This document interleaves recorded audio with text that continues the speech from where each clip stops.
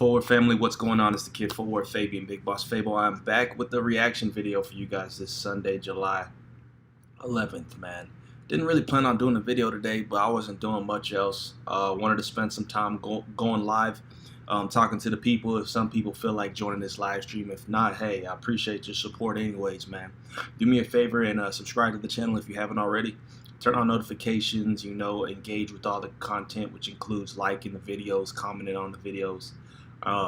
That all helps me on this platform, man. We passed 17K subscribers. We hit 17.4 today, so we're on the way to 18K, man. I appreciate all the love once again. With that being said, man, donations are open for the channel, man. Donate to the channel. You know what I mean? Donate to the channel. Support a young boss and a young entrepreneur, man. Doing these live streams especially, man, we got super chats open to where you can donate through super chat. You can comment, you can start a conversation, man. Let us know where you're from in the super chat. Let's get some engagement on these videos, man. Some of y'all just be way too quiet. Y'all aren't saying much at all. So do me that favor and hit the like button if you join the live stream.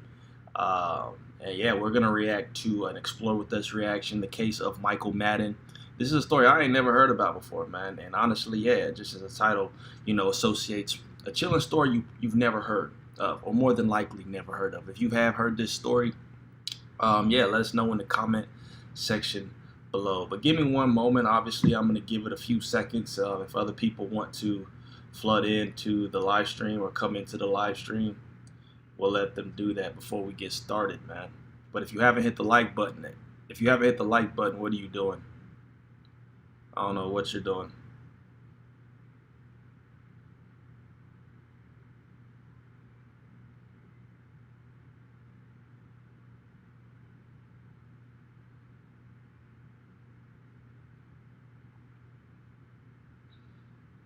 You can donate through PayPal, man, Cash App, but I just put a link up through PayPal for any donations, man. I also do recommendation donations, so feel free, man. With that being said, let's hop into the reaction, man. We're not going to waste any more time.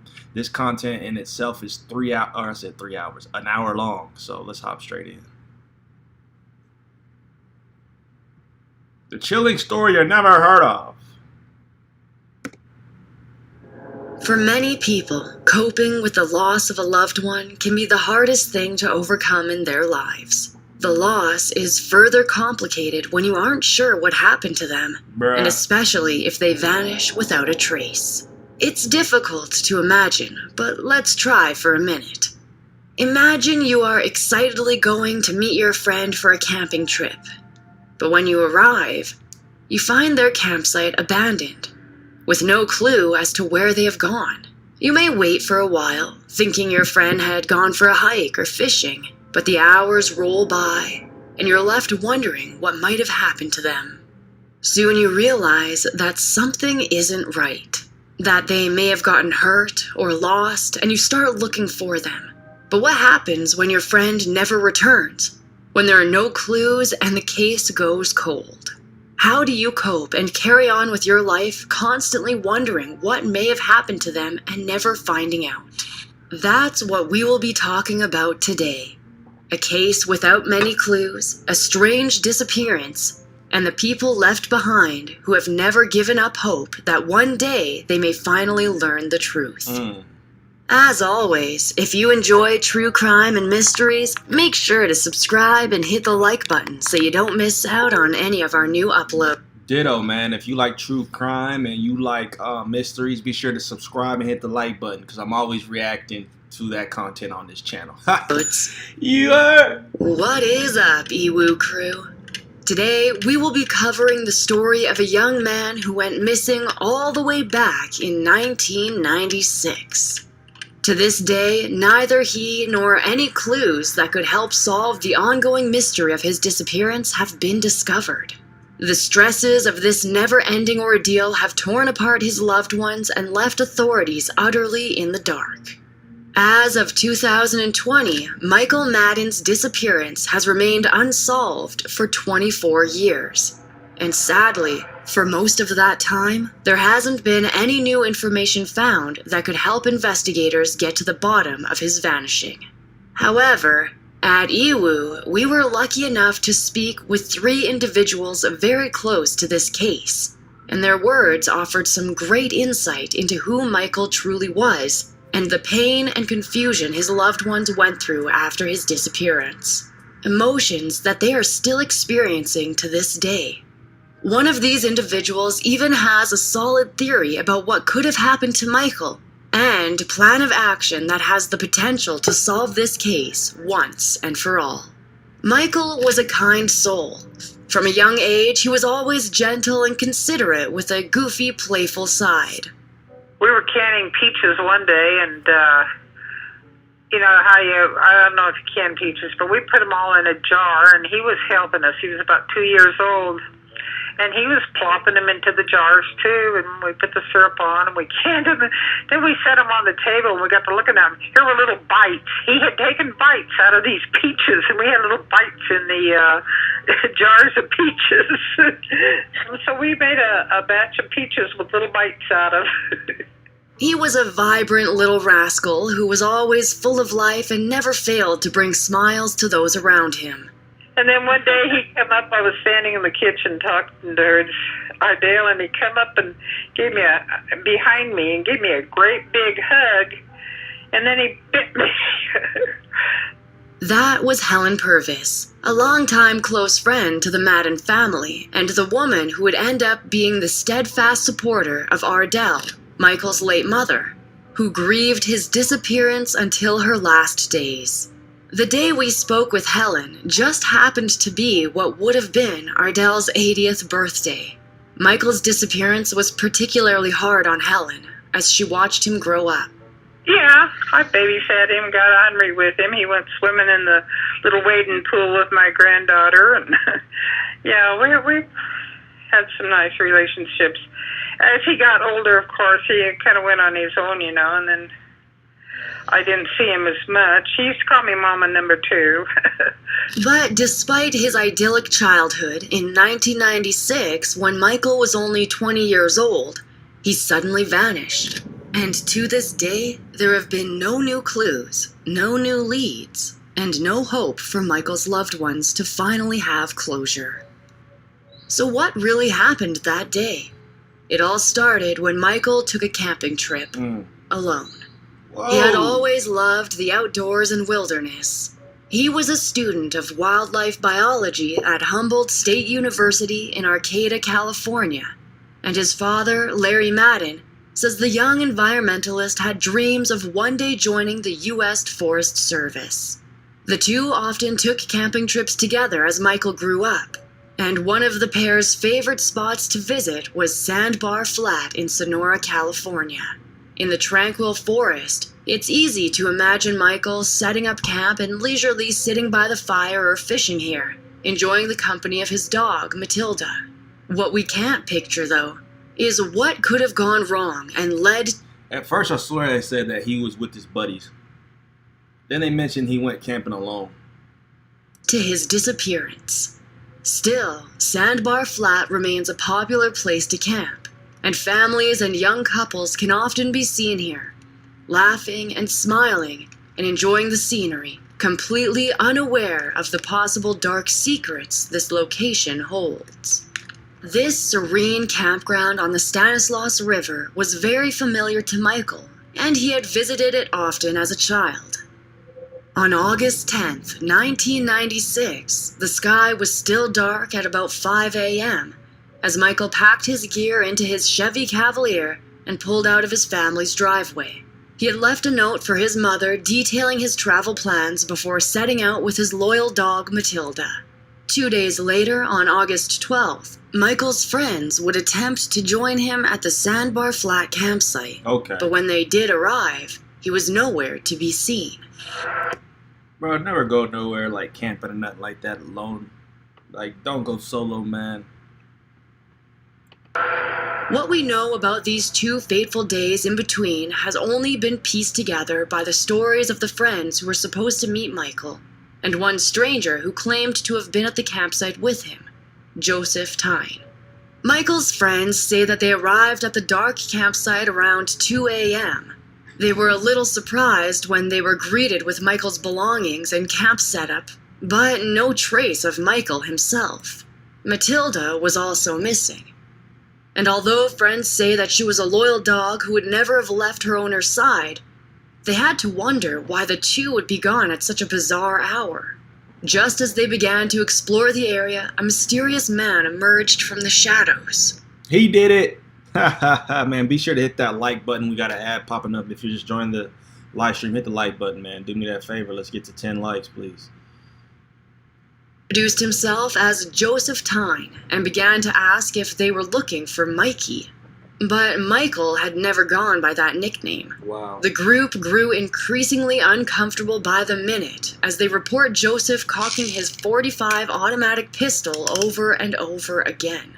Michael's friends waited for his return, uncomfortable and then wary, as the seconds became minutes and the minutes became hours.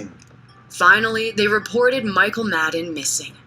Still, they hadn't given up on hope and anxiously waited for help to arrive.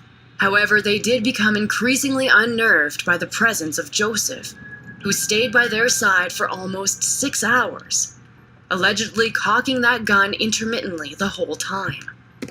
You do know, or you have heard, when I guess potential suspects commit a crime, they do tend to revisit the scene of the crime, right? So them saying he's chilling out there for 6 hours, bro, like, a lot of these dudes just be curious and weird, because there's plenty of cases where I haven't seen or even heard of people to where they was just nosy in the investigation but had nothing to do with it.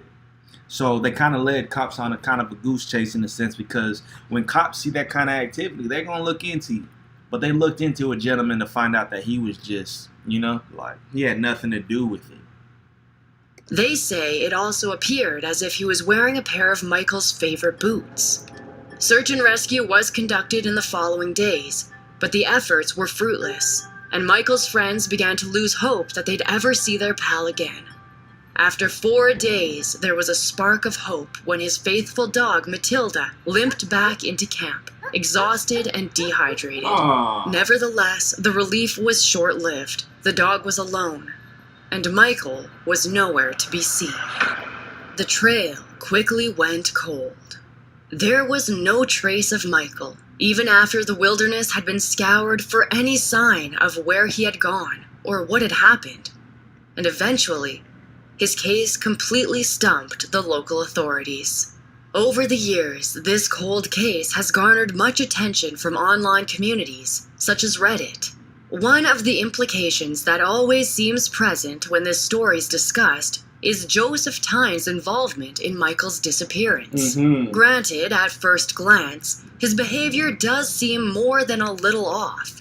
The repeated cocking of his gun, asking about Mikey, and allegedly wearing boots that looked just like Michael's. But two of the people closest to this case have completely different theories as to what really happened. Randy Powell, Michael's half-brother, believes in Joseph Tyne's innocence. I think that Joseph Tyne is actually our witness as it happened to Michael. I don't think he had anything to do with it myself. According to Randy, Joseph's story, as told in the police report, seemed pretty credible. He was allegedly one of the only people with his dates all in line. In Randy's eyes, Joseph was not the main issue in the case. The investigation was. They called the search off the same day that the dog came back into camp. You know, and I don't understand why they wouldn't. Like I said, we didn't find none of this out until recently when I read the police report. So they wouldn't let us have the police report because Larry was a suspect. It's true, Larry Madden was at one time a suspect in his own son's disappearance. But he passed a polygraph test and was out of town in Oregon at the time Michael went missing. Bro, the polygraph reports don't mean nothing. I'll tell you that. Bro, polygraph tests don't mean nothing. You know, because they dismiss those when, you know, a scenario happens to where it could potentially be faulty. But then when somebody fails a polygraph, they're so quick to accept that as evidence. You know what I mean? That makes no sense to me. You can't pick two sides of it. The cops will dismiss polygraphs when someone passes with flying colors, even if they're super suspicious, aligning to be a suspect, because they're focused on this suspect. Oh, it's got to be this guy. Let's dismiss the polygraph results. But then you got another case to where somebody completely fails the polygraph, and then at that point there's some validity in it. It's like, oh, the polygraph was right. You know, it makes no sense, bro. Like, which made it almost impossible for him to be involved. So he mostly evaded suspicion at the hands of authorities. Whether those who truly knew the toxic relationship Larry upheld with his family really trusted his word was a different story. But he did share Randy's frustration with the slow progress and general neglect of the investigation. Besides Randy's general disdain with how the search and rescue efforts were conducted, he wished that authorities would have had the sense to check Matilda's stomach. I had no idea that they had tracked the dog 2 or 3 miles upstream. And then they weren't able to track anymore because of the rocks and whatnot. I don't know why they didn't get some search dogs to pick the trail up to see where she'd come from, because, or to x-ray the dog's stomach to see if somebody had been feeding her or not. That would have answered a whole bunch of questions. He repeatedly came back to this point, emphasizing that it made no sense to end the search when Matilda do me a favor, hit that like button, man. returned, with no effort to follow her trail that could have led them right back to Michael. If they just would have x-rayed the dog's stomach, that would have said if he had any food in his stomach and if someone had been feeding it or not. Well, why not just get the blood search dogs and follow the dog's scent, or, follow the dog's trail to where it came from, instead of calling the search off that same day? Why the investigators didn't do this seemingly obvious checkup, nobody knows. Bro, there's always these slips through the cracks, man, where obvious things should have been done, but whether it's some type of conspiracy, people working, against, the general good, I don't know. But a lot of times there's like stuff like this that falls through the cracks and make you go, huh? What? If this is something that you should have, like, preliminary kind of work that any general person, even a civilian, knew how to, go about finding the dog, let's retrace its steps, etc. But the search was called off? What? But Randy wasn't the only onlooker to notice this strange slip-up. Helen came to the exact same conclusion. And they brought the dog back to the camp, and we were all at the camp thinking, oh boy, now he's going to get it for not noticing. We just knew Michael was okay. And they took the dog, and the dog, she was gone for 4 days now. She hadn't lost a pound. She was little. And her feet, there was nothing wrong with her feet. You'd think being up in them hills for 4 days, something, she'd have little sores on her feet or something. Nothing wrong with her feet. And when I asked the sheriff about it, I said, well, did you check her stomach? See if she was eating canned dog food or if she was eating other, He said, no, blank to blank. We haven't got time for stuff like that. We didn't have time for it or something. And that kind of irritated me. Yep, this is how cases continue to go unsolved when people want to half-ass, do your job. Well, we didn't think of that. What? Well, you should not be no law enforcement, bro. Like, what is you doing? We didn't have time for that, okay? Do you want to solve the case, or do you want to twiddle around with your fingers up your butt? Like, come on, bro. I'd be irritated, too. Turns out, this wasn't the first oversight that Randy had caught on behalf of the police. The authorities hadn't towed Michael's car out of the campsite for days following his disappearance, leaving a golden opportunity for some of his friends to open the trunk and take things out of it at night. Wow. Which they did, allegedly looking for firewood. Cops just left the car out there for them to go through, and all the evidence was tainted, as they said. Yep. They left the car there for 3 days or 4 days before they even towed it. What else could have been tampered with, taken out, or moved? Something else that is important to note is that in researching this case, most existing theories out there were stumped by one little detail: Joseph Tyne's polygraph results.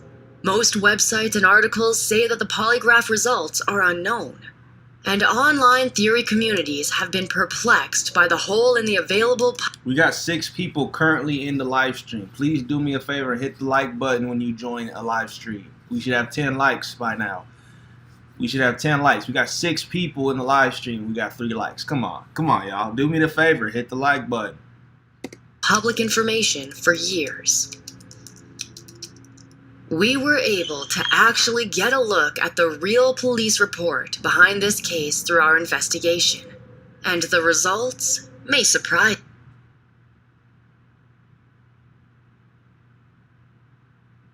Oh, that looks like a good movie. you. In accordance with Randy's theory, the polygraph test indicated no signs of deception. Joseph was either telling the truth or knew how to fool the test, which is possible to do. Of course. Another popular online theory suggests the involvement of a Yosemite serial killer who was active in the late 90s named Cary Stayner.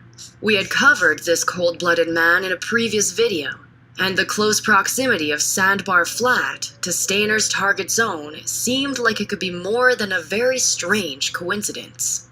Randy hadn't looked into that possibility, but he's heard countless theories over the years and has become somewhat overwhelmed with the amount of what-ifs.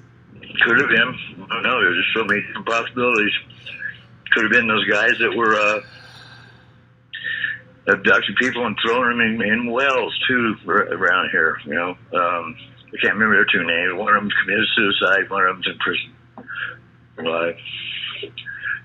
But they were throwing people in the wells in the Linden and Stockton area.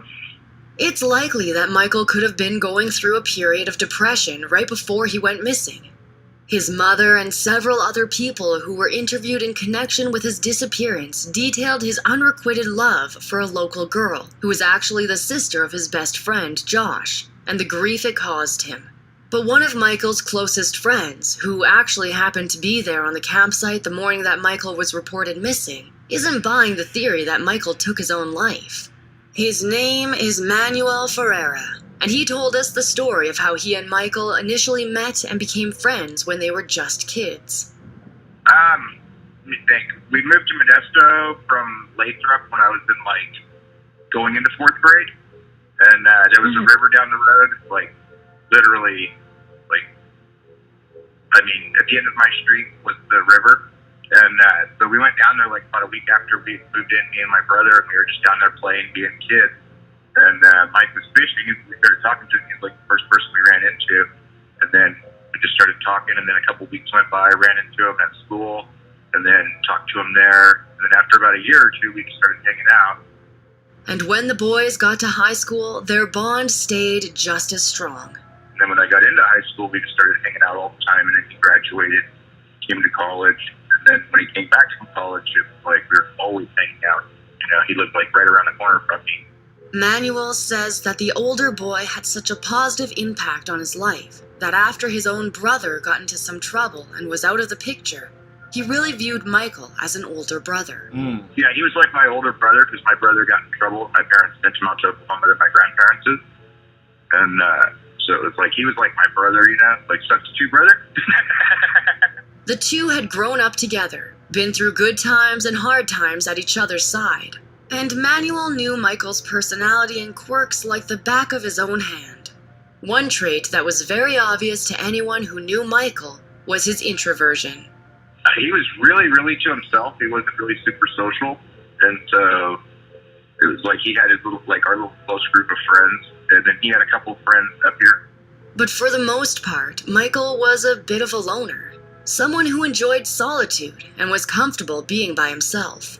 Even in the pits of heartbreak. That's me, y'all. That's me to the T. Manuel could never accept that Michael would have ended his own life. It just wasn't like him. think him as a suicidal person, to be honest.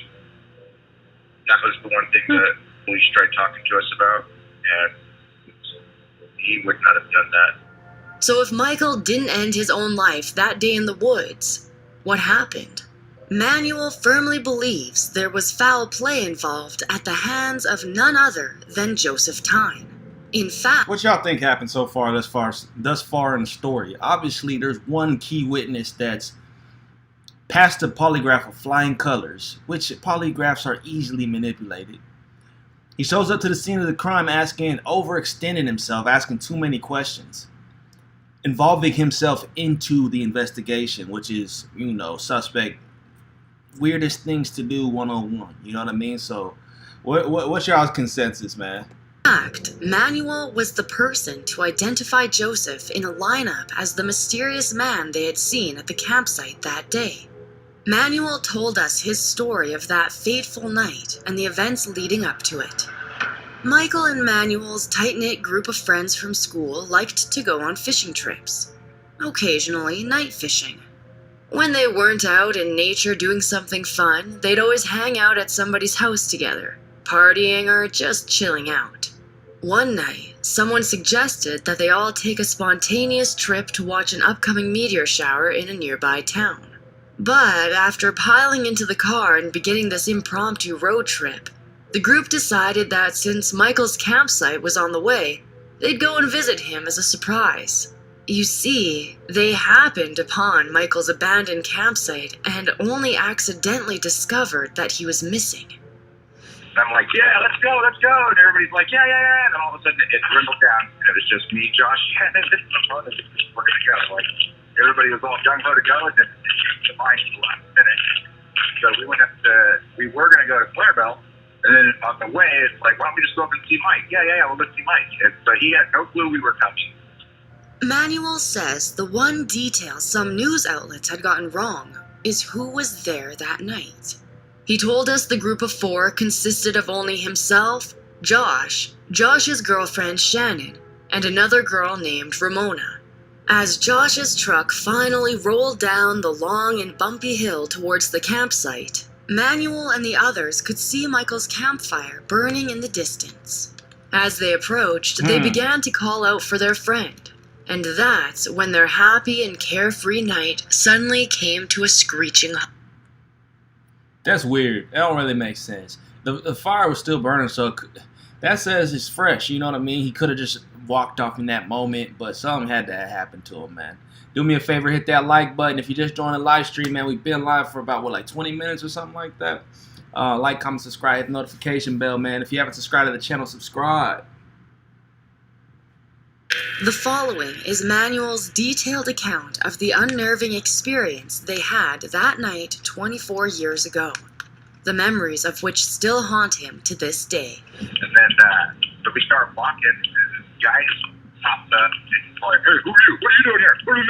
And he's got a gun, and he's pointing it at us. And we're just like, whoa, we're here to see Mike. He never said anybody was coming. He's gone. He left. He took off that way. Oh, by the way, I saw someone with 3 eyeballs over there. And it's just like, whoa. And then Ramona's like, this is like a horror movie. And it was just, the rest of the night, we were just sitting there listening to him talk to himself. So they pulled up to the campsite, and this dude, I forgot what gentleman's name was there. He pops up on them, and he chills and hangs out with them at the campsite. I would have, buddy, be on your way. But yeah, that's suspicious. Sounds like he's on, 1, some type of drug. 2, he has something to do with it. Do stuff, and I believe he was making methamphetamine, and Michael stepped up on his spot, and Joey killed him and disposed him. Because up here where I live at, people go missing all the time, and they'll find their body 2 or 3 years later, or a year later, or 6 months. But the Tuolumne County Sheriff's Department dismissed it as if he'd fallen and gotten hurt, and are saying that wild animals probably ate him or dragged him off, whatever. But somebody would have found something throughout these years. So I believe Joey did something and did it pretty good. We asked Manuel if he thought it was possible that Joseph was simply in the wrong place at the wrong time. No, he wasn't. He wasn't. He didn't eat him face to tried to shake his hand. He wouldn't shake my hand. And he wouldn't look in my eyes. He says there was just too many weird signs that something was seriously off. Instantly, when I saw him, it was like, oh, you know, like the samurai have a thing they call play, and you have an extra eye or whatever you can see or feel. And I felt that instantly when he was in our presence, you know? And if that wasn't enough to completely spook the young group of friends, what Joseph allegedly did next certainly creeped them out. We asked Manuel if it was true that Joseph had continuously cocked his gun for the 6-hour period. Yeah, he just kept cocking it off and on. And then he would, like, talk to something in the bushes or to himself. And, like, he had said that, you know, he shot at something with 3 eyeballs. And that's when we were just like, whoa. The thing about this... But he was hallucinating. He's tripping. The thing he saw with 3 eyeballs was probably Michael. He's tripping. He thinks it's some, you know, extraterrestrial creature, shoots, probably kills, and then disposes of the body. Dude's high off meth, man. Come on, bro. And why is he hanging out with you guys? So y'all post up at Mike's campsite trying to wait and see if he comes back, and this dude is just hanging out with you? Like, bruh. This case, as you're probably starting to notice, is that the opinions on both sides are backed up with the slim evidence that is available. But nobody can prove that the other side is wrong. Randy believed that Joseph was an honest man who had his facts straight when questioned. I think he knows, but I think he was telling the stuff that he's saying is true. The days that he said to Michael, it was a Monday, I think. I'm pretty sure, she might know too, that Michael took off, that they forgot to go fishing, and that's the last time Michael was seen. And that Michael had went up to the phone to call Josh on Monday. Well, Josh says it was Sunday. And so Josh's days are screwed up. Today was that Michael disappeared was on a Monday, just like Joey says. But on the other hand, Manuel thinks that Joseph's facts may have been all a big show to deflect the attention away from himself. Yep. He's not convinced by the lie detector results either. Yeah, and Randy said that Joey's the one that gave them the best information. And I'm like, no, he probably gave you guys misinformation. And there's ways to use a lie detector. Like, I was reading about that. There was a Marine who was accused of some stuff, and he got nervous, so he was taking a poop, and he passed the lie detector, even though he was clearly lying. And then he went back and, you know, wound up confessing, and they're like, how'd you pass the lie detector? He's like, I don't know. And then they found out that going poop or squeezing your anus will make you pass a lie detector because it doesn't allow the pickups to pick up what they're supposed to pick up. Because there's constant tension in the body. Manuel's... So that's probably how people be finessing the lie detector. They squeeze their butthole. Certainly has a point. Over the years, the accuracy and confidence in the once revered polygraph or lie detector test has greatly declined as the machine's shortcomings become more evident. The somewhat antiquated machine, invented in 1921, depends on an unreliable science measuring physiological changes, such as heart rate and blood pressure, along with levels of sweat and breathing rates, in order to supposedly determine if someone is being honest or not. There's a discrepancy in the data. While the American Polygraph Association claims that correctly performed polygraphs are accurate more than 90% of the time, most modern law enforcement officials place the accuracy much lower, at about 70%. For this reason, most courts of law do not allow the use of polygraph evidence. Overall, the test produces far too many false positives and false negatives to make it more reliable than, say, the average coin flip. And like Manuel said, there are countless ways for criminals, both seasoned and amateur, to manipulate their own bodily responses, like slowing down their breathing to lower their heart rates and throw off the results. All the same, many investigators have said that while polygraph results don't prove or disprove anyone's innocence, they do offer valuable insights and direction for the police to follow. In Michael's case, it is important to remember that everyone is innocent until proven guilty, and Joseph Tyne obviously seemed trustworthy enough to investigators at the time of his questioning. The timeline he laid out in the police report made it seem like he and Michael had just casually struck up conversation here and there, lending each other sodas or ice. Just harmless little interactions that you'd expect two new acquaintances to have. But in Manuel's eyes, this borrowing went a little too far and became suspicious when Joseph was still using Michael's things after he went missing. He's drinking and eating Mike's food, 10 hours after Mike disappeared. So he already knew Mike was gone. He knew Mike wasn't coming back at that point. That's what it tells me. We showed up 10 hours. This kid got more sense than the investigators. Than the sheriff's office, sheriff's department. What does that tell you?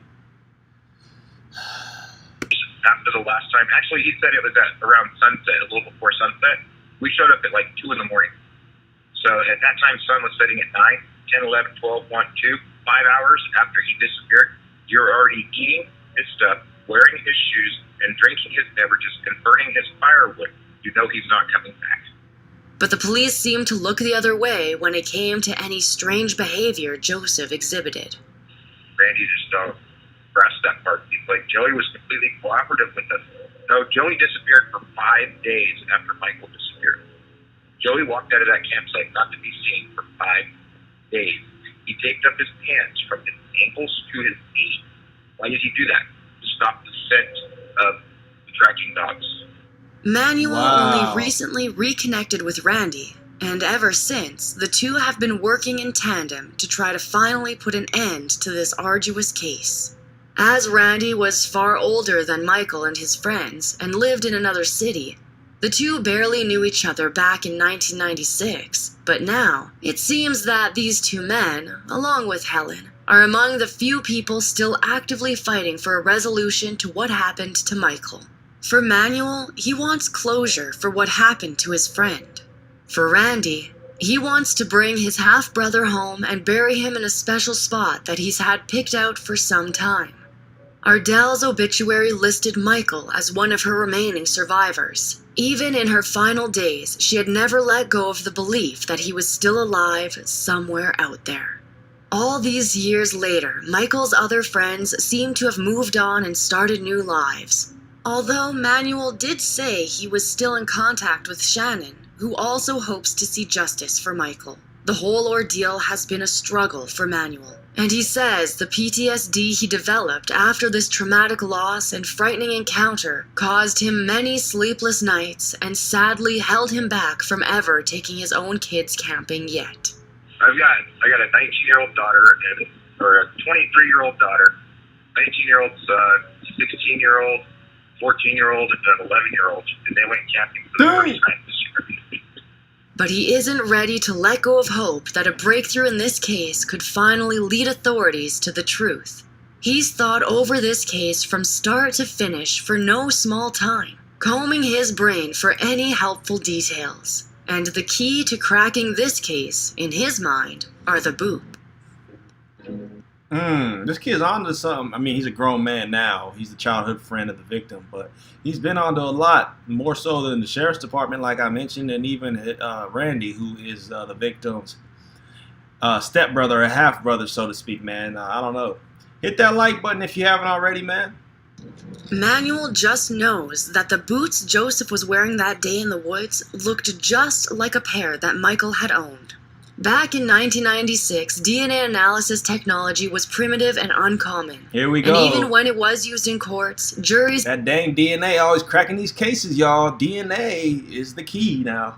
Solving 40-year cases, 60-year 60, yeah, something like that. Hesitated to trust it, as it was so new and novel that the general public didn't yet understand its revolutionary uses to solve crime. Yes, sir. But in recent years, countless cold cases have been solved decades after their investigation by genetic genealogy advances, many at the hands of companies like Parabon Nanolabs. In 2018 alone, U.S. police forces stated that DNA testing had been the catalyst that had allowed them to identify suspects in 28 cold murder and assault cases.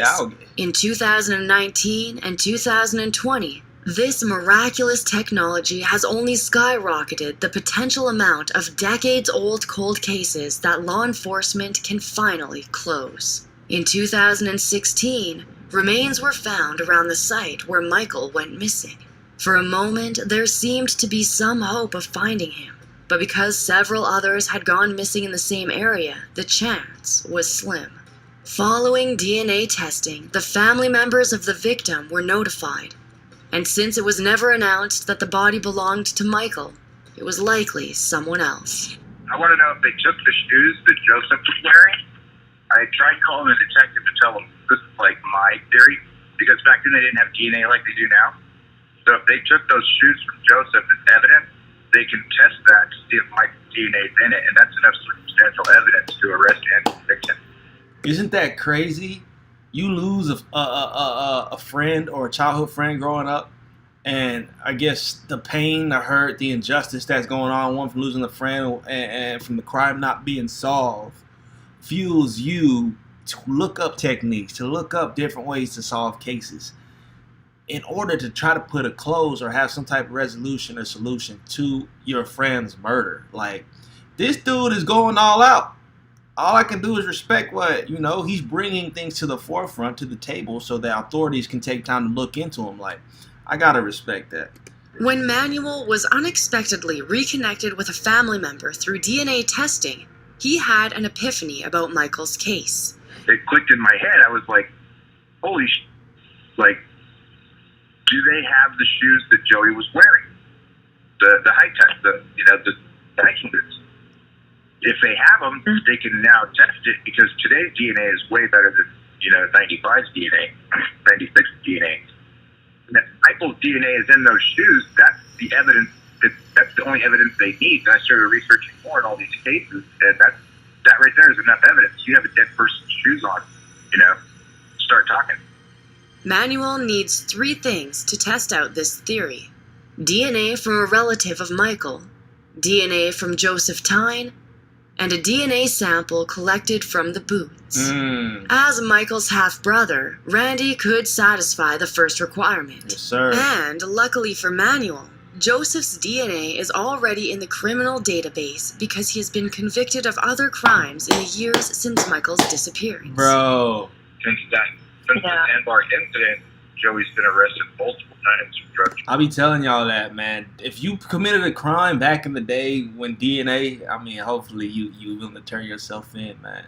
Justice is justice. If you committed a crime back in the day where DNA's technology wasn't as advanced or as caught up to as we are in present time, bro, don't get arrested again. And don't allow them to put your fingerprints or DNA back into the system or into the system, because that's how you get got, man. A lot of these 50, 60-year-old crimes be getting solved because they're dumb enough to do something and get caught, get arrested. You throw them back in the system. We take a mouth swab, we take a fingerprint. Guess what? We got you. He had a coffee cup full of methamphetamine and phenerosin. So that tells me that he was a cooker, because why would he have a coffee cup full? Why wouldn't he have it in another container? You was smoking that My dope? brother cooks meth. My brother's in prison right now. The possibility that Joseph was cooking meth at the Sandbar Flat campground has weighed heavily on Manuel's mind. In fact, one of Manuel's family members is serving jail time for trouble they got into with meth, and he asked him for his opinion on the situation. The two agreed that the signs seemed to point to some strange and potentially illegal behavior. Joey was doing something on a screen when we first walked up. He had this screen, and he had a car battery with a Christmas tree light bulb for his camp light. And, it was just creepy. And then all said and done, my brother, I was talking to him about some stuff, and he's like, yeah, man, I remember bringing down phosphorus from road flares. hours, and he described the process of what Joey was doing. In the beginning of the conversation, I said I believe Mike walked up on Joey cooking meth. And Mike was super, super environmental. I mean, he didn't throw a cigarette butt down in front of him. Manuel said it wouldn't be out of character for Michael to protest somebody polluting the environment in this way. Wow. And that if Joseph really was working on drugs out there in the campsite, Michael may have confronted him about it purely out of concern for nature. Joseph may not have been happy to be confronted or have anyone discover his illegal activities. We had caught a bunch of catfish, and I had a crossbow pistol, and Josh was like, kill it, and he shot it. Like, we eat these catfish. We don't just catch them to catch them. Like, we were catching them to eat them. And so Josh shoots one of them with the crossbow, and Mike started crying. And he had compassion. Like, we were going to eat that catfish. It was going to die no matter what, but the way it died pissed him off. All the pieces have fallen into place for Manuel to test this theory. The only missing link is the pair of boots. Manuel wrote to the sheriff's department back in the beginning of 2020, asking if they had collected and kept the shoes in Michael's case file, but didn't get a response. That would These guys, man. These guys are pissing me off. February? I don't even know if they have the shoes in evidence.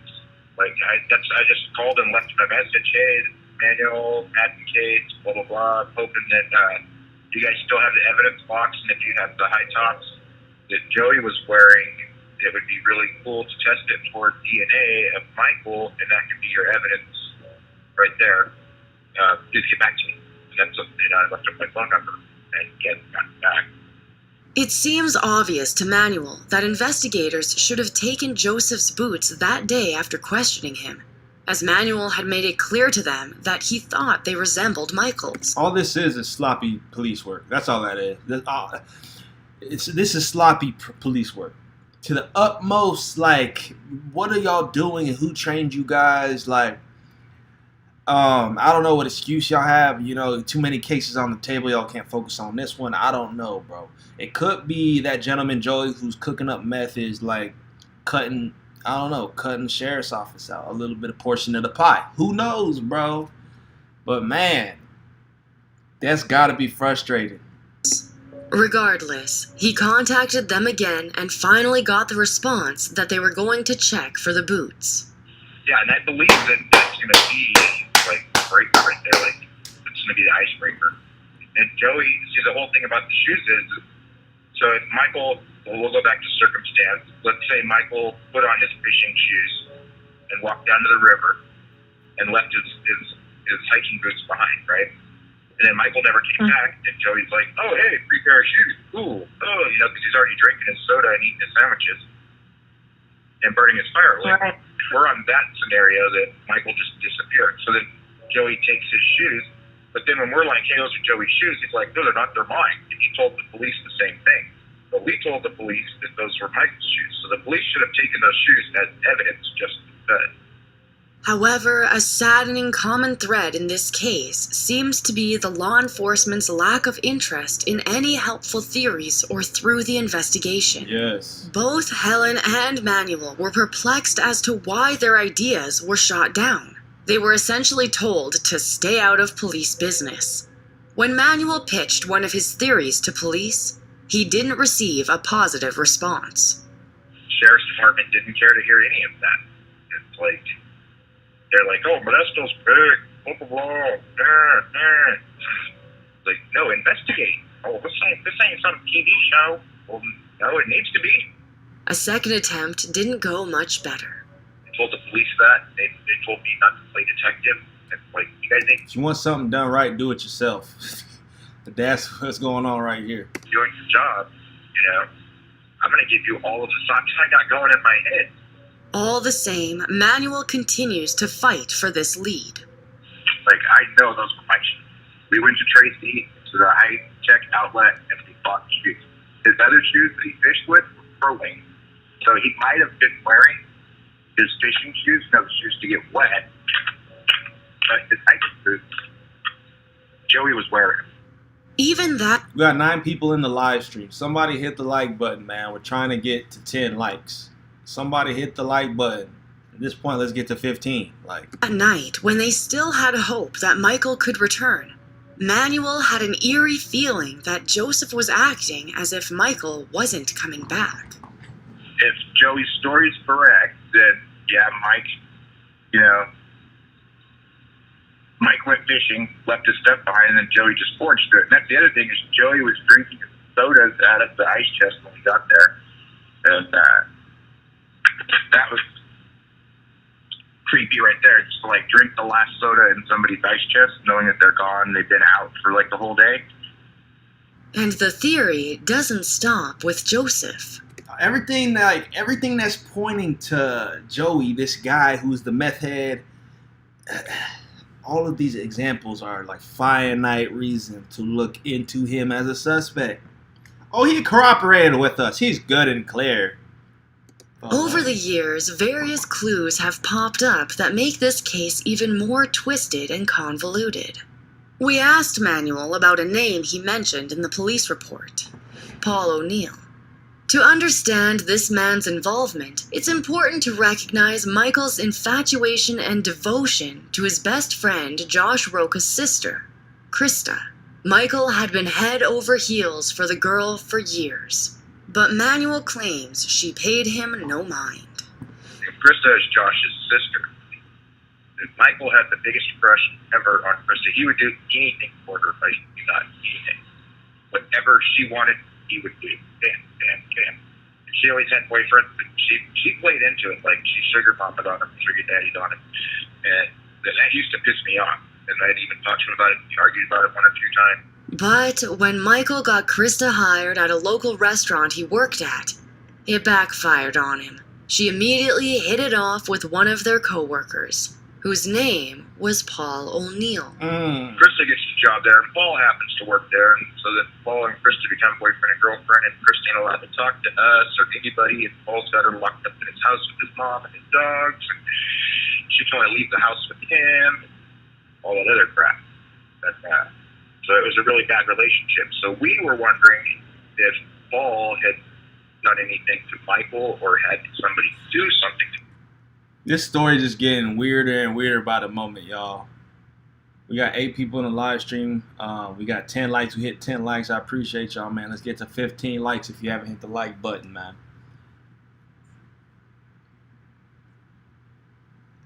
With deepening suspicion, Manuel has reason to believe that O'Neill and Joseph Tyne may have actually had a connection and known each other. Paul was Krista's boyfriend, and I believe that him and Joey have a connection, to be honest. Just from the motorcycle club or from being around that area. Manuel described how the police gave Joseph's firearm back to him and allowed him to leave in a truck he had allegedly borrowed from somebody in the same neighborhood as Paul. He wasn't a felon at that time, and so they gave his gun back. And then the truck that he was driving belonged to a guy named Manuel Medina, and I still remember the first numbers. It was 3PM on the license plate. I don't remember the last 4, but the truck was registered to Manuel Medina out of Modesto, and he lived over in the airport district. And so Paul lived in the airport district. That was the connection. Paul was connected with Joey. That's their connection. Joey borrowed a truck from a guy that lived in the same neighborhood as Paul. Whether or not it was Paul specifically, Manuel believes that the holes in the timeline may be explained by the presence of a mysterious second person. That the dog and Michael could have been driven out of there by a second person. Hey, you need to ride to the store real quick? Something like that. Boom, bam, done. And I believe Joey had a second person with him before we got there. Everyone we spoke with had different perspectives, because they had all experienced Michael's disappearance in unique ways. One thing everyone can agree on, though, is that the investigation into Michael Madden's disappearance was severely lacking in many aspects. Yep. The anger and pain in Michael's now deceased father, Larry, can be felt in this handwritten statement. As you can see, Larry's words are seething with discontent. He says, "It seems you waited just long enough for my wife to die. so it would be impossible for her to attend.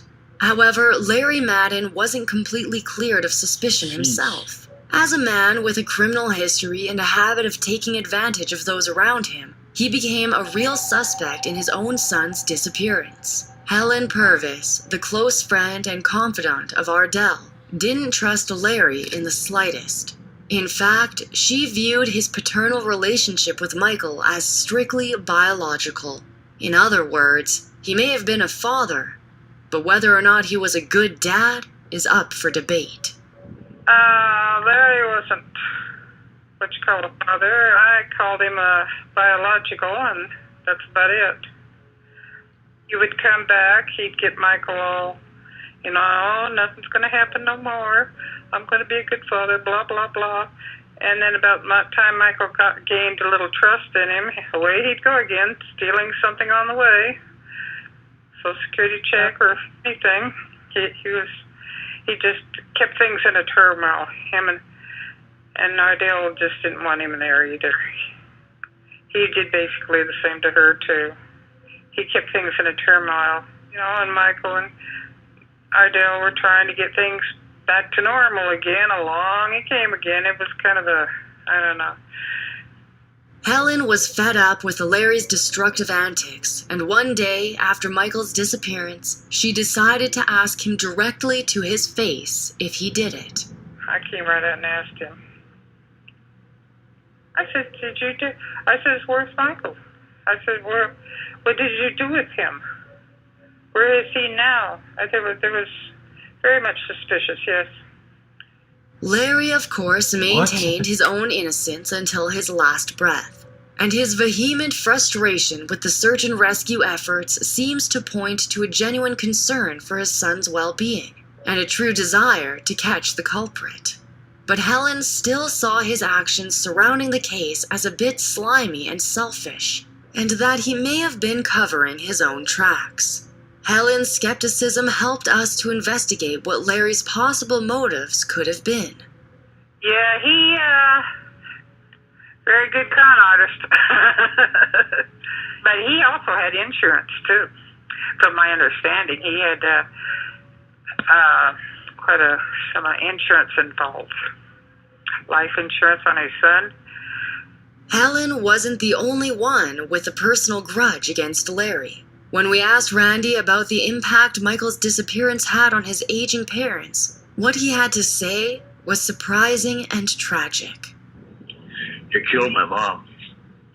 From that day on, I was here with her, and she'd just sit at the table. She didn't want to talk to press or anybody. I think Larry used a lot of it. Used it for his own benefit. Me and Larry did not see eye to eye on anything. I think he's a piece of. I didn't like the guy, and I think he used a lot of it for self-gain. Actually, he used it to get into a retirement home. He used it to get money from people. There is no way to know if Larry was indeed guilty of this crime, but Helen knows one thing for sure. Even if Larry didn't cause any physical harm to Michael, he definitely inflicted mental damage over the young boy's life. He was my number one suspect. I'm sure he was others, but... I'm confused. So was they together this whole time? Because she was ballsy just to be like, hey, did you do it? Where's my son? Where's Michael at? Just straight up to ask him, like... And this supposed to be your boyfriend, your husband, or whatever, your partner. Oh, he was likable and stuff. Just don't turn your back. In the aftermath of Michael's disappearance, as hope for his safe return slowly began to fade, Helen was there for Ardell. She accompanied her to all the vigils and support groups and stood as a beacon of solidarity and support for her good friend through this unimaginable time. But years later, something happened to Helen, which takes this story down another strange twist. Here we go. Everybody seemed to have left the live stream, man. Viewership's basically been cut in half, man. If you just joined the live stream and you haven't hit the like button, do that. Donations are open. If you're feeling generous, you can donate through PayPal, Cash App. Hit the like button, man. Support me on this platform. Yeah, man. Continue to support these types of videos and this content, man. Out for a fun night at the lead her to all the vigils and support groups and stood as a beacon of solidarity and support for her good friend through this unimaginable time. But years later, something happened to Helen, which takes this story down another strange twist. Living in Oregon at the time, she had gone out for a fun night at the local bingo hall, and it was there that she ran into none other than Joseph Tyne himself. Whoa. At first, the two didn't recognize each other. They had had no reason to meet before and were thus complete strangers. But Helen just happened to strike up friendly conversation with some other folks at the bingo hall. Now, I ran into him a couple of years at a bingo hall up here in Oregon. Well, after he found out, I told him I used to work down there. Well, I did. I worked at the store, which is about a block or two down there. But I told him I knew about Manor Drive, and he said he used to live there, and he started talking about the guys from Modesto and stuff. And so I told him I worked at the store. I didn't say no more. I just said I worked at the store. And he started telling me about this one that was murdered a couple doors down, and I don't know, there was something, and I would ask him questions periodically.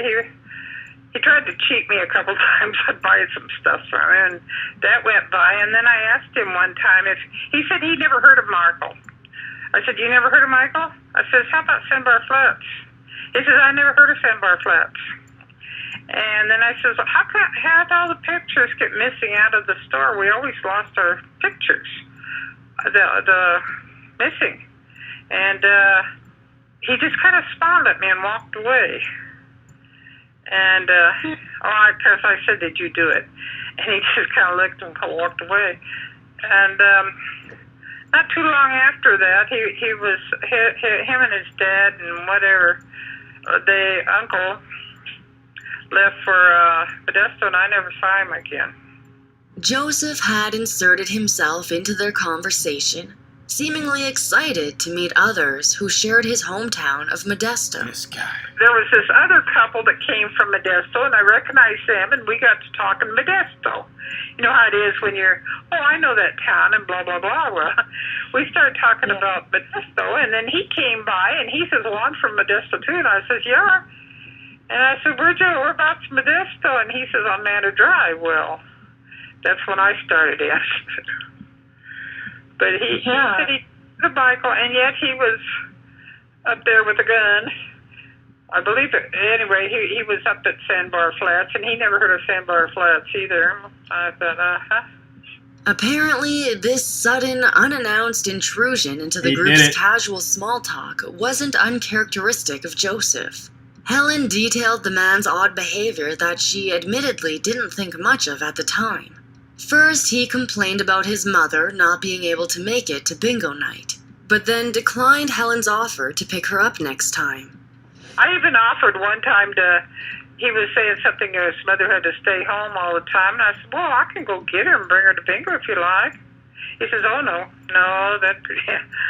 Moreover, when Helen had brought up Michael's disappearance and asked Joseph if he knew anything about it, he denied knowing Michael at all. But strangely enough, he had brought up a murder that had happened in the area, and eerily he seemed almost excited to talk about it. And when I asked him about Michael, he started talking about this one that got murdered a couple doors down from him, and he got all excited about it and stuff. Like, I don't know if he's just somebody that wants to, be the big wheel or what. The impression that Joseph gave Helen was one of a man who liked to be in the spotlight. Word. The center of attention. He seems the type that wants to have his finger in the pot all the time. Be the attention, be the big, That would make sense. Be in the line of things. What do you call them? Groupies or something? I don't know. I don't know if that's the right word or not, but... Even so, Joseph's statement to the police came off as genuine to some, and he did pass the polygraph test. It's very possible that he was just in the wrong place at the wrong time. In reality, two possibilities exist. Either Joseph really did have something to do with Michael's vanishing and has been roaming free all these years, or he's a completely innocent man who was unlucky enough to suffer undue suspicion as a person of interest for over 2 decades. With all the conflicting opinions and viable theories, there is one thing that everyone close to this cold case agrees on. The investigation was subpar at best and detrimental at worst. How is it that Helen and Randy both thought to survey Matilda's stomach to see if she was being fed or taken care of during those vital 4 days? And why did no one follow Matilda's trail into the woods to see if the loyal canine would lead them to Michael? Worse still, why did nobody want to listen to the valuable ideas of those closest to Michael? Because they was in on it, bro. It's just too sketchy. Like, you really just really bad at doing your job, or you trying to cover something up? It's one or the other, bro. Like, and if you really bad at doing your job, let's get them out of here. Let's get them out of here. We need effective people. People that actually is effective. They wouldn't put. They wanted it all kept quiet. We didn't know. Nothing. We'd never experienced this, and we tried to keep it quiet. And we didn't put any leaflets out. We didn't ask any questions. We didn't do nothing. And then pretty soon somebody says, "No, you spread it around." Anyway, we started talking, and there was this. They were having a big fire over there too, and there was this very nice lady. She got, I guess it was a church station. She had finally heard it on a few days later, and she got her dog, and she got a bunch of people. And she came out, she started searching with us. In the meantime, I think the back of her fields burnt. But something was said about, she was more interested in finding him than her back fields. That was just her attitude, to find a human being, a young man like that, was more important than her back fields burning. But I never did, and I don't know her name, and I would just love to thank that woman. And then she had a bunch of horses and tack, and she offered the sheriff's office tack and horses and anything they needed to go out in them hills and search for him. They wanted nothing to do with it. As comforting as it is to hear the stories of such good Samaritans who were willing to help out, it is equally disheartening to learn of the investigation's shortcomings. Perhaps the stones they left unturned could have been integral to finding Michael. Exactly. Manuel says the search and rescue efforts were limited to only the specified trail. They only walked on the trail. They wouldn't let you go off the trail. You can only walk on the trail. Okay. He's not lost on the trail, people. We have to go off the trail. You have to go off the trail. Can we go south of the... Bro. No, they only wanted to go upstream. That's sketchy. Something happened here. That's sketchy. So, that's sketchy. The police was involved, man. They didn't want to go downstream. They only wanted to go upstream. Downstream's too dangerous. Well, maybe that's where he got hurt at. If he got hurt downstream, where it's dangerous. So it's too dangerous. Yeah, yeah. It seems likely that wilderness search and rescue teams would have individuals with the skills and expertise to venture off trail and look for people who might have had an accident or fallen off of the main path. In Michael's case, we're dealing with an experienced outdoorsman who knew the area well. If the cause of his disappearance was truly a natural accident or a slip-up, it would surely be necessary to check at least a little way past the trail. What's more, authorities took certain actions that seem inexplicable. Michael had been staying with Ardell before the trip, and Larry was out of town in Oregon, but for some reason, Larry was contacted way before Ardell. This detail frustrated Randy and Ardell, the mother he shared with Michael for years. In a way, they felt betrayed by the group of friends who were there that night and told Larry before Ardell. Friends who had spent countless days over at Ardell's house and had a far closer relationship with her than they ever did with Larry. Wow. Especially whenever they would come over here all the time, and they Josh and would talk to my mom, regular basis. And not so much Manuel, but Josh would. You know, Josh and Mike were good friends for a long time, and why they didn't get a hold of my mom, I don't know. And he got a hold of Larry, and he was in Oregon. That was really weird, kind of strange. I didn't even know they knew Larry. Helen had some things to say about this lack of due diligence as well. That's weird. As someone who loathed Larry and was trying to be there for Ardell in her time of need, she was not happy when they found out Larry had been notified first. Why did they call him? Why not, all these kids, they knew. Why didn't they call his mother? And then another thing, too, somebody was having a birthday, and the kids were all supposed to meet down there and go fishing. Well, they were late. I think it was Josh or somebody was late because their mom was having a birthday party. Well, I don't know, that didn't seem... But when we spoke with Manuel, he cleared up the real issue that started all this hurt and drama. And then the part that pisses me off the most, it was the ranger. But he straight up told us not to tell Michael's mom anything. Wait for us. And so Michael's mom had held a grudge against me. I would go up to the store to go buy beer, and she would just give me the evilest looks. I'd say, hey, how you doing? She'd be like, you.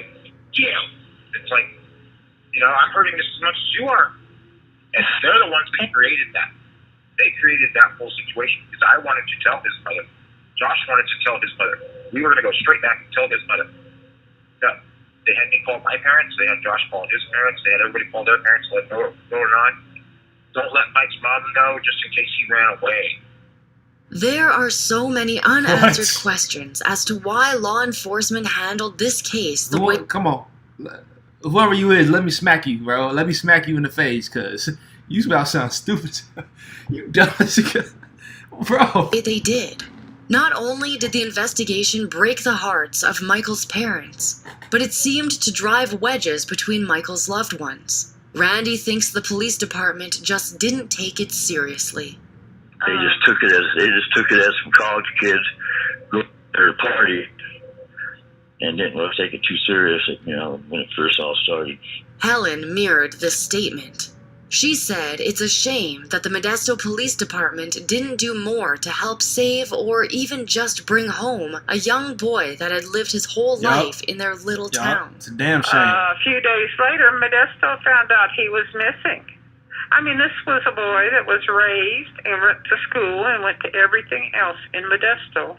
But yet it was about 5 days later before they even acknowledged he was missing.